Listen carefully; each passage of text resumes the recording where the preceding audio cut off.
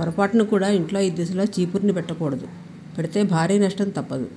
వాస్తుశాస్త్రం ప్రకారం చీపురును లక్ష్మీదేవితో సమానంగా భావిస్తారు. సాధారణంగా చాలామంది చీపురును లక్ష్మీదేవిగానే కొలుస్తారు. వాస్తుశాస్త్రం ప్రకారం ఇంట్లో చీపురును ఏ దిశలో పెట్టాలో చాలామందికి తెలియదు.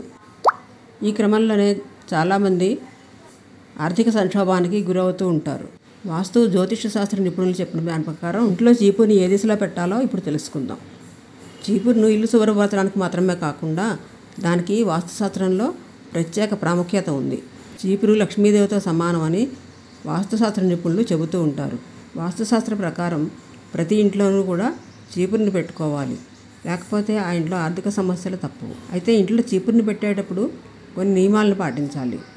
లేకపోతే దాని పరిణామాలు చాలా తీవ్రంగా ఉంటాయని వాస్తుశాస్త్ర నిపుణులు చెబుతున్నారు.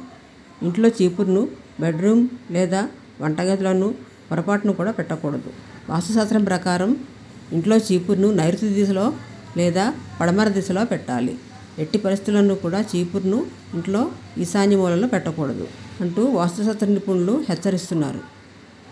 ఎందుకంటే ఈశాన్య దిశను ఇంట్లో వాస్తుశాస్త్రం ప్రకారం దైవిక శక్తి నివసించే దిశగా పరిగణిస్తారు. అలాగే చీపురును ఇంట్లో ఆగ్నేయ మూలలో కూడా పెట్టుకోవచ్చు అని నిపుణులు చెప్తున్నారు. తూర్పు దిశలో కూడా చీపురును పెట్టుకోవచ్చు అని చెప్తున్నారు. కానీ చీపురును అందరికీ కనిపించేలాగా ఇంట్లో బహిరంగ ప్రదేశంలో ఉంచితే ఇంట్లో పాజిటివ్ ఎనర్జీ బయటికి వెళ్ళిపోతుంది.